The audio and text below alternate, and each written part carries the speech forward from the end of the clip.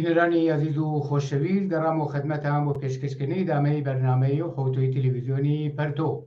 لەم بەشە لە بەرنامە هاوڕێسایی دێگانە ئەندامی کۆمیتەی کوردستانی حیزبی حکمەتیزمان لەگەڵا قسە و باسەکەین لەسەر فەقر و فەلاکەت و وەزعیەتی دەستمۆزی ئەو ساڵ. پێشەوەی پرسیارەکانم ئاراسە بکەم، هاوڕێسایی دەنگی منە بیسی زۆر خۆش هاتی بۆ ئەم بەشە لە بەرنامەی ڕۆی تەلەڤیزیۆنی پەرتۆ. زۆر سپاستانەکەم، سڵام هەیە بۆ ئێوە بۆ بینەرانی تەلەڤیزیۆنی پەرتۆ. فەرموو لە خزمەتە. سپاس بۆ تۆش. هاوڕێسایی تەروەکو بۆ خۆ داگەداری ئەم ساڵ لە شەرایەتێکا بە ئێستا شۆڕای عالی کار دەستمۆزی ساڵی 1403 تەعین کردووە کە تەوەڕم و خەتی فەقر 3 بەرابەری دەستمۆزێک کە تەعین کراوە لەسەرۆیە. ئێوە ئەم وەزعیەتە چۆنە بینن؟ بڵێت وەختەی تماشایت جامعەی ئێرانەکەی وەزعیەت اقتصادی ئەو جامعە تماشاکەی وەزعیەت مەعیشەت مەجموعەمانە تماشاکەی خۆ شتێکە ئێمە شاهدی هەین و مشاهدەیەکەین ئەوەسەکە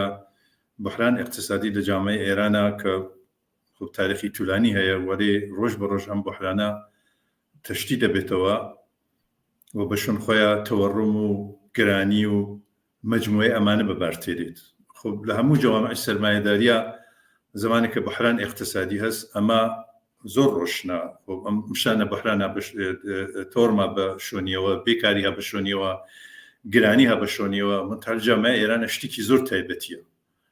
زۆر تایبەتی وەختی تۆ تماشاکە ڕۆژ بە ڕۆژ سەعات بە سەعات ئەم بحرانە تەشتی دەبێتەوە، تۆڕم تەشتی دەبێتەوە، گرانی تەشتی دەبێتەوە و بۆ معنە سەد زندگی مردم تێت خوارد، مەعیشەت مردم تێشکێت و دشواریگەر مختلف بە وجود تێرێت. خارج لە مەسەلەی مەعیشەت، برسیەتی و ئەکسەریەت کرێکار و زەحمەتکێش مەجبورن شەو ڕۆژ دەوەندگی کەن بۆیە کە زندگییان تامین کەن، بۆیە کە زندگی ژن و مناڵیان تامین کەن، بۆیە کە خەرج مەدارس مناڵەکانیان تامین کەن، بۆیە بێداشت و دەرمان تامین کەن. وەمانە لەم شرایەتە هەستکە تەبیعەتەن دشواری مردم کرێکار و زەحمەتکێشی ئەکسەریەت ئەو جامعەکە ڕۆژانە نیروی کاریان نەفرۆشن بۆیە کە زندگییان و مەعیشەتیان تامین بێت، فرەتر بێتەوە. و نەتەنیا ئەمە نییە، خۆ بەشۆنیە مشکلات اجتماعیش بە وجود تێرێت. تۆ ڕۆژێ نییە کە خەبەر نوێری مەسەن کاریگەرێ لە فەرزکەی شتکەت نەفتە یا پێترۆشیمیە خۆی هەڵقاوێز کردگە، وەختی دومبال خەبەرەکەکە وینێ مەسەلەی قەریکن ئیخراجیەکەن یا بەدەلیل فەقر یا بەدەلیل حقوقی کە پێدەن باشا ناکات کە بتوانێت کرایە مەسکەنی پێ تامین کات، نازانم مەعیشەتی پێ تامین کات و ئەمانە. لەم شرایەتە هەست کە جمهوری ئیسلامی هەروە تۆ ئیشارەت پێ کرد ساڵ 1400 دەستمۆزێکی تاین کردکە کە طبق خودی ئامار دەوڵەت کە ئەمەر دەوڵەتی 45% مەسەن تەوەڕم کە تەوەڕم مەیدانی بە قەول معروف لە بڕێ شۆنە حتا 60-70%. یعنی حقوقێک کە ئەیدەن بە کاریگەر وەڕەسمیە 11 ملیۆن وردێکە کە بەش یەک هەفتەی معیشەتی تەئەمین ناکات، یعنی ئیمکاناتی گەرەکی تەئەمینی ناکە بە کرایە مەسکەن و مەجموعی ئەو شتانە کە ئیشارە پێ کردووەمانە. و ئەسەن ئەرزشی نییە تۆ تماشاکە بە خۆڵ خودی مردم ئێژن ئێران ئێژن ئێمە بە ڕیال حقوقێکدین بە دولار خەرجەکەین، بە ڕیال حقوقێکدین بە دولار خەرجەکەین. یعنی پوڵی کە ماگانە ئەیگرن 11 ملیۆنەوانە واقعاً بەش یەک هەفتە زندگیانە. مەسە من خەبەرێکم خوێندەوە ئەیژن مەسەن فەرزکەین ماسی کە ئیسە خۆراک خۆ فرێک کەسانگەر نییە لە ئێرانە بە دەلیل هەر مۆزیەتەکە تیا قەراریان کردوە 2 ملیۆن و 200,000 من کیلوێک ماسی مەسەن ماسی نۆروێژ ناشی قرمز نۆروێژی لە خەبەرێکا خوێندمەوە. خب 1/4 تقریبا حقوقدانی کاریگەرە، 1/4 حقوقدانی کاریگەری یا گۆشت مەسەڵەن تا 1 ملیۆن تمەن ئەچێت. یعنی بەشتێک یعنی حقوقێکە گەریکیانە بیدەن بە کاریگەر ڕەسمەن بێستا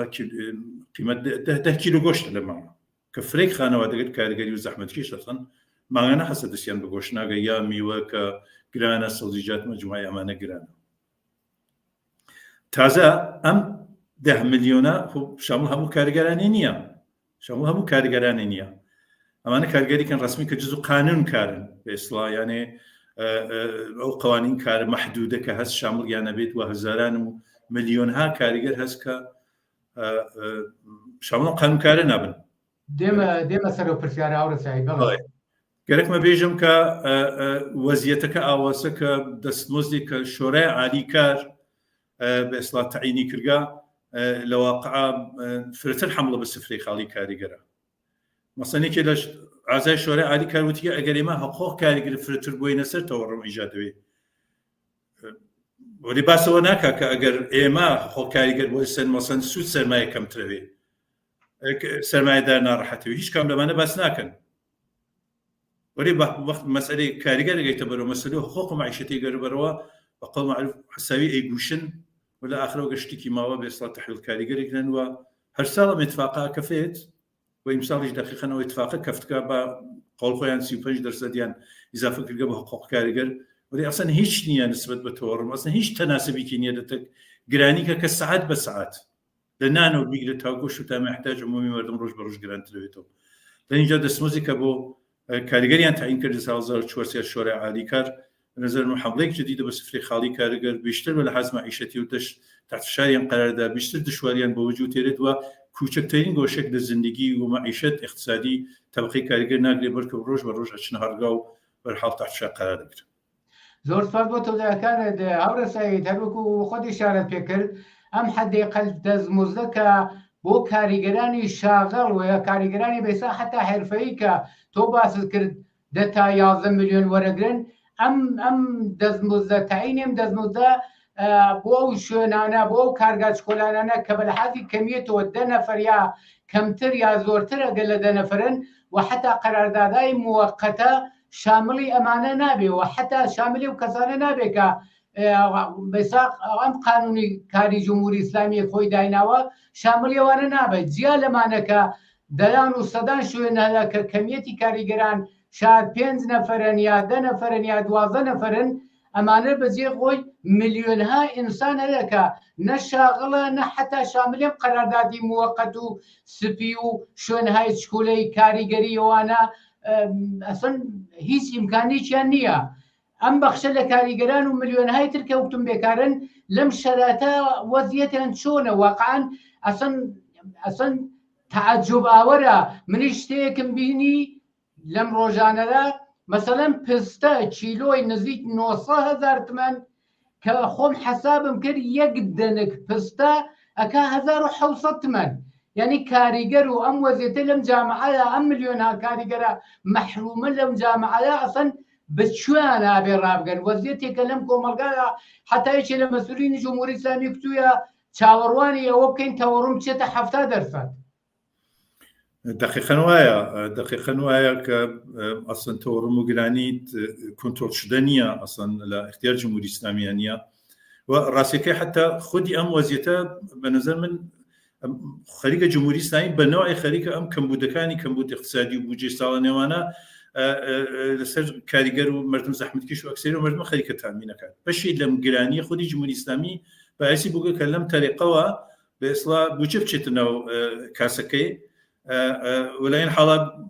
ماڵیاتی کەمرەتەب ئێبەنە سەر مردم و ئەمانە لەم تەریق و خەریکە خۆی تامینەکات وانە دقیقاً ئەوە شتەسە کە تۆ باسی دەکرد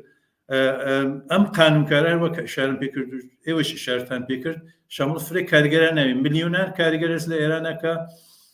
مەسەڵەن لە کارگاگەر ژێر 10 نەفەر و 12 نەفەر خەریکن کارەکە کە هیچ قانونکاری پێیان تعلق و ئەلعان لە ئێرانە وای لێ هاتووە کە فرێ قەراردادەکان چەرمگە مەوەقەتە مەسەڵەن فەرزکەین لە 3 مانگ تا 1 ساڵۆمانە یعنی دەوڵەت جمهوری ئیسلامی دەوڵەت سەرمایه‌داری ئێران دەست کارفەرما و سەرمایه‌داری باس کردگە کە حەساوی خۆی کارگەر ببژن بەدەلیل ئەم بەحرانە بەدەلیل ئەم گرانی بەدەلیل ئەم تەوەڕمە بەدەلیل ئەوەی کە مرتب هینگەر واحدگەر تۆلیشتی تحتێڵە بن و کاریگەر بێکارن ئەم واج بێکاری خەریکە فرەتەوەی ناچارن کاریگەر مەجبور چەند بدەن بە هەموو شتێک یعنی کابرای کافرەما تێدانی قەراردادانە بەردەستوێژی یاڵا ئیمزایەکە کە تۆ خاوەن هیچ شتێک نیت یعنی حەق هیچ شتێکۆ نییە مەسەڵەن خەبەرێکم خوێندەوە کابرایەکی قەراردادگەی پێی ئیمزا کردگە حتا نەورۆزانە وەگرگە بەخاطر و قەرارداد وزر ناتوانن داوای نەورۆزانەکە بکەن یا داوای مەزایەکە کە قەرارە و قانونە بە من تعلق پێم بدەن ومانە ملیۆنها کارگەر ئاوا لە ئێرانە زندگیەکەن خارج لە مەسەلەی بێکاری کە فرەی کاریگەرگەر ساختمانی هەن ڕۆژانە ئەشنەوەیان کار و بەدەستخاڵی هەڵگەڕنەوە ماڵە وایە لە 72 کاریان نییە ئەمە ئیتر زۆر وحشت ناکە بەڕاستی ئەنی شرایەتی زۆر زۆر زۆر دشوار تەحمیل بوو گەپیان وەمانە تێگەی وە خارج لەمە خودی ئەم کاریگەرانە کە شامل قاروکان بیمەیان نییە ئەنێ ئەگەر بەیانی مەسەن لەسەر داربەسی کەفتە خوارەوە کەس نیە فریان کەوێ بیمەیەکی نییە کە تامینی کەن داوا دەرمانی تامینکەن یعنی دشواریەکە یا مشکلات بە ئێستا ئەکسەران کاریگەران لە ئێرانە ڕاستیکە یەک و دوان نییە هەممە جانەبە تحت فشارن یا بێکارن مەجبورن دەوەندگیکەن بە شومکارە یا ئەگەر لەسەر کارە هەن مەجبورن بە کەمترین دەستمزد تەن بدەن بەکار بەکارگەری تااقەت فەرسا کە کارفەرما پێیان تەحمیڵەکە نە حقوقیانز نە مەزایانز نە بیمەیانز هیچ کام لەمانە نییە هەروەکە وتم قراردادی پێیان ئیمزاکەن کە هیچ کام لەمانە شامڵی ناوێت ودولتي تصرحت دسي باسيشكو ويك برحت مثلا شورای عادي كاريجي ام حقوقا اما حد اقل حقوقا منتهى خوب كاريجر وچزان كارفرما دسيان بازا بينك قرارداد بس حقوق فرتر بوسن السوريه كاس بتابر لشرای جامعه ایران وكشت بو حلاني وبدبختي كاس سرمایه‌دار هر چی فرتر گره که سود کشتوا و به اصلاح خوين كاريجر مجي لان جيت تلاشكات كمترين دسمز با كاريجر بدات كمترين مزايا بدات كمترين امكانات من الاختياري ودار يكادك بساطن بم دسموز دك مبدأ وكاريجري شروع كإشارة كل بدليل بكاريكي زور وسع كده جامعة وجوديس ناچار بو أمرار معاش خوي بو يك زندگي جنو منالي تأمينك حد أقل الزندگي بيتن بعد با بس لا قرارداد شرنجر سي مانغز شش مانغز ونهايته كي يجند مثلا بتروشيمي نفتا قرارداد قد يك ساعة أو سنتكي أنا يا هرم كاريجران بيمانيكا دولت دەست کارفەرماکانی بە ئێستا خودی شرکت کارفەرما یا پەیمانکارەکانی هیچ کەس بۆی کە بە هەر جۆری پێخۆش قەراردادگەر موقت تا یەک ساڵ کاریگەران پەیمانیە بۆسێت و هەر جۆرێکیانە ئیستثماریان کات گەرەکمە بێژم شرایط کاری لە ئێران یا وەزیەت تەبەقەی کاریگەر ئەکسەریەت مردم کاریگەر و زەحمەتکێش و مزبگیر و حاشیە شارکە هەروە کە ئیشارەم پێ کرد بۆ ئەوەی کە زندگیان تامین بێ بۆی کە معیشەت ژن و مناڵیان تابین ناچارن بۆی کە نیروی کارخۆیان بفرۆشن ئەگەر کارەکە ببێت بیفرۆشن وا بتوانن زندگی تامینکەن لە بەترین شرایطە زندگیەکەن بەترین شرایط اقتصادیە خەریکن زندگیان معیشەتیان تحت فشارەوە دشواریگەر فراوانیان هەست ڕاستیەکەی هەروە کە ئیشارە بکەیت تەنیا مەسەلەی فەقر و نەداری و بەدبەختی و معیشەت نییە بەڵکو بە شوێنە هەزاران مشکلات و مەسایب اجتماعی تێرەی لە احتیاط بیگرێتە خودکوشی بیگرێتە مشکلات ڕەوانی کە پیان تەحمیڵەوەی لەو جامعە ئەمە شرایەتێکە بە نەزەر من تەسویرێکە کە خودی حتا ڕۆژنامەگەر جمهوری ئیسلامی گاهوگوداری ئەوە فشارەکە زۆرە ئەوە بەدبەختی و بێچاریگە زۆرە مەسەڵەن ئێلنا لە بەش کاریگەریاتی ئەم شتە لە من عکس دەکاتەوە کە مەسەڵەن فلانە کەس مەسەڵەن کاریگەر بیمەس قەراردادیان پێی ئیمزا کردگە هیچ مەزایەک پێی تعلق ناگرێت بەخاطرەوە ئیمزای کردگە و خۆی تاهودی داگە کە ئەم قەراردادە ئاواسە و بەرحەڵ هیچ پێی تعلق ناگرێت گەرەکمە بێژم شرایەتەکە ئاواسە کە خودی ڕۆژنامەکە جمهوری ئیسلامی گاوداری ئەم وەزیەتە من عکس دەکەنەوە. سوال بۆ تۆزەکانە داو ڕێسایی داخرین پرسیارم مەترەحەکەم هەروەکو خۆت ئیشارەت پێکرد بۆهران و تەوەڕوم و گرانی ئەسان سەیری سعودی هەیە بە لەحزە و سەعات و ڕۆژ زیاتر ئەبێ ئەمە هیچ چاوەڕوانێکی ئەوە ناکرێت کە بەرەو باشی بڕۆ هەروەکو لە سوالی پێشوجا ئیشارەم کردێکی لە مەسئولینی جمهوری ئیسلامی کوتوویە کە ئەبێت چاوەڕوانی ئەو بکەین لە ساڵی 1403 تەوەڕوم گاتە نزیک 70% و چند دەرخوازەش کادرێ بە کاریگەر تازە کاریگەرێک کە شانسی هەیە ڕەنگە کاری ڕسمی ببێت حتا شاملی قەراردادی سپی نەبێت هیچ تاسیری لە ژیانی ئەوە ناکە هەرو جۆرەش کە تۆ ئیشارەت پێکرد قەراردادی سپیشەوە دەکە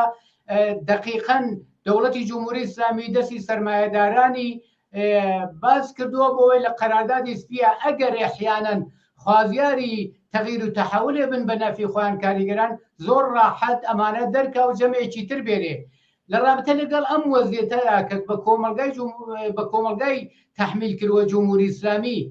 ڕێهکار چییە و ڕاکار و حەلی ئەم مەسەلە لە گرێوی چیایە ئەم خەڵکە لەم کۆمەلگا دەبێت چ بکەن ئەوە 44 ساڵ عمری جمهوری ئیسلامیە دەگەڕێ هەر ساڵە لە ساڵی پێشتۆکەی خراپتر بە هەموو لە حازێک و بە لە حازی نەبوونی ئازادی و بە لە حازی گرانی و بە لە حازی بێکاری و فەقر و فەلاکەت و ئێعتیاد و فەحشا و منداڵانی کار و هەمووی ئەمانە ڕۆژ بە ڕۆژ خراپتر بووە و چاوەڕوان ناکرێت قەتعەن چاوەڕوان ناکرێت لە جمهوری ئیسلامیە دەرەجەیەک بەرەو باشی بڕوات ڕێکار چی و ڕێگا حەلە بێت چی بێت؟ ڕێگە حەل و بربەرەکانەی لە تەکەم وەزیتا هەرەوە شتەسە کە ئێمە ڕۆژانە شاهدین وەختی تو تماشای و جاماعەکەی لە بەرامبەر ئەم فەقر و گرانی و نەدان خۆق و تەوەڕم و گرانی کە بەم مردمە بەکسێتە مردمە تەحمیل بووگە کاریگەران بازنشستەکان کارمەندان بیمارستان کرێکاران شارەدانی ڕۆژانە ئێمە شاهد اعتصاب و مبارزەی ئەمە نەهاین لە بەرامبەرم شایەتەوە کە پێیان تەحمیل بووگە و کەمی بڕینە دواتریچەوە ئەمە شتێکە ڕۆژانە اتفاق کەفی یعنی واقعاً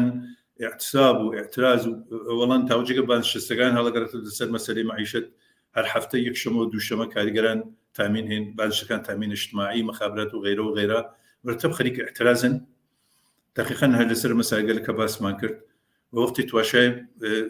فابریکەکانەکەیت وحدگەل تۆلیدیەکەیت مرتب لە شرکەت نەفت و پێتروشمی بگرێت تا زۆباهان تا فولاد گشتی اعتراض و ناڕزایەتیە نسبەت بە وەزیەتە کە هەسیان مرتب خەریکە احتساب نۆمانە لەسەر مەسەلەی هەماسازی لەسەر مەسەلەی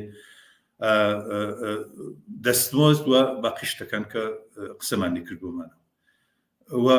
کەمیشی کاڵگەرنە دوایە من ساڵ 1400 ساڵی نوێ لەمە بەرشایت اعتراضاتی فرەوسعی خیزشی بووین بەخۆت بەرامەدی تو دەبین دقیقاً بەم لەلایەنە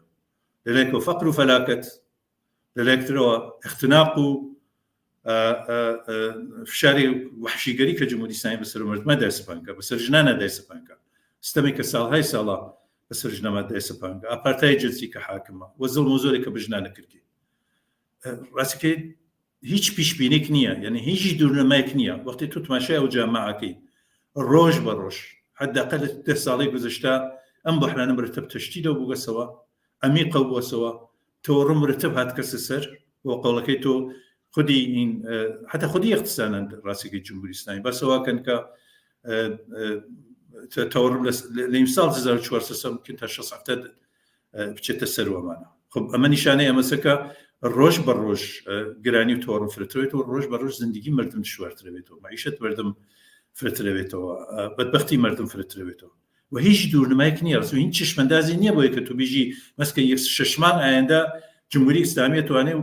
مثلا بحران اقتصادي كاهش بدا مثلا تورم كاهش بدا اصلا امكانيه الان قيمه مثلا دولار اورو الان 65,000 يك ثاني اورو دولار يشربوا معنا سال گذشته 30,000 بو الان بو قد دو برابر والدورما يوسد دوباره بريت سر يعني هیچ چشمندازی نییە لە نەتیجە تەنیا ڕێگە و چارە ئەوسە کە خودی مردم کریکار و زەحمەت کێش چزانم ژنان و بازنشستەکان بە نەزەر من هینیان کردگا ئەتوانێت ئەکرێ لەسەر دەستمۆزد مەسەن جنبشی بخرگێتە ڕێ ئەتکرێ لەس عەلێ فەقر و فەلاقەت جنبش بکرێتە ڕێ و حەوڵ ئەم جنبشکەلا بەم مەتاڵبات و خاستە کە هەستیان ئیزافە دەستمۆزد هەماسازی حقوق بازنشستەکان تە کرێکارانە نازانم و باقی داخواز و مەتاڵبەکان کە هەستیان حەوڵەمانە جنبشکەری وەسیع بە وجود بێت وأما اعتراضات واعتصابات السلاسلي بيتو أمر ريجيكيا معلومة إمرو كاريجر ما طلنا دبي دستموزي سايب وك زندگي تاميش كاب وك زندگي جنونالي تامين كاب ونانيان تامين كاب معلومة بيد لسه دستموسك اعتصاب كاب بانشستكان هروا كارمندان بيمارستان هروا معلمان هروا دبي بيكن دبي تلاش كان في شهر بين بو دولت وداري بكن كا بخاصة مطالبات كان توجه كا وتأميني بكات منتهى هروا كإشارة بيكر وبارها لم تريبونو بس ما كرجا ڕاستیگەی ڕێگە حل ئەساسی ئەوە نییە بەخاطرەوەی کە تا جمهوری ئیسلامی بیان بەدبەختی بێچارەگی هەست فەقر هەست بێکاری هەست بوحران هەست کۆنتڕۆڵ شدنیەوە جمهوری ئیسلامی ناتوانێت کارێکە جمهوری ئیسلامیەکە بە نەزەر من ئەوەسە کە ئەگەر ئیمکاناتی هەست بۆ بودجێ خۆی بێ بتوانێت بە ئیسلام ئەوان ئەهدافێکە خۆی هەسی تامینی بکات بۆی کە دەسەڵاتی بکە بەقای خۆی دامبەرگا بۆی کە مردم سەرکوکە مردم خەفکە سایە مردم بەرزۆ نابێتەوە لنجاز زمنه كاعتراض ومبارزه اعتصاب ده بإدامة بياكا بويكا زندگيان يمرو تأمين بحقوقيام تشيت السر حقوقيان بموقع برداقية بنظر من نهاية هيش ريقة حل نية جزء ويكا هم جامعة تكتيف خيطة الجمهورية الإسلامية روشنوكا هيش دور نماكين چشمندازين يبويكا كاريگر بازنشسته معلم بيوابي مثلا سي منطقه وزير اقتصادي باشوي شتيك تجربان كل شاهدي بوغين بالعكس كي بوغا لەینجا تا جمهوریستان بێ ئەم وەزیەت و بەدبەختی و بەچارگی هەست ڕێگە هەل ئەو جامعە ئەساسەنەوەسەر کە بە نەزەر من ئەمە اعتصاب و مبارزە و ناڕزایەتی شکل بگیرێ متحد بێ قدرتمەند بێ سازمان یافتە بێ تەکلیف خۆی تەک جمهوری ئیسلامی ڕۆشن بکاتەوە ڕێگە هەل یعنی بطور واقعیەوەسە هەر نوع بێبوودی چه اقتصادی چه معیشەتی چه ئازادی چه هەر شتێک تۆ جاگەر کە بەدەستبێرێ دەبێت لەبێت لەسەر ڕاشی جمهوری ئیسلامی ڕەت بە هیچ ڕێگەیەکتر نەماسە ڕاستیەکەی هیچ ڕێگەیەکتر نەماسە خودی مەردومەیشیان تەجروبە کردکە بە نەزەر من ئەو اتفاقاتگەر 96 و 98 و لەمە ئاخرە لە 1400 کەفت انقلاب ژینایی یا بەرامەت و دەی یا هەر شتێک ناوی بنین وەمانە دەقیقاً ڕیشەی لەمانە بوو و دەبێ ئەمە تکرارە بێتەوە و بە نەزەر من تکرارە بێتەوە و جامعەی ئێرانجی ڕێگەیەکی نیە جزء مەسیرە بڕێت و ئێدامە بدات و بەخەرە ئەم دشواری لەبێن بات و لەخەرە گوزەرکردم لە زەمان زۆر سپاس ئەوڕە سەید بۆ تەوزیعەکانە مەجالی پرسیارم نەماوە وەختەکەی ئیجازەمان پێ نادا سپاس بۆ تەوزیعەکان و بۆ بەشداری لەم بەشە لە بەرنامەی ڕۆی تەلەڤیزیۆنی پەرتۆدا سپاس مستەوە مەمنون زۆر سپاس بینەرانی ئازیز و خۆشەویست بەم جۆراتینە کۆتاییم بەشە لە بەرنامەی ڕۆی تەلەڤیزیۆنی پەرتۆ داوەتەکەم بینەری دامەی بەرنامەکان بن لە هەر شوێهان ساخی و سڵامەتیتان ئارەزومانە شاد و سەرکەوتوو بن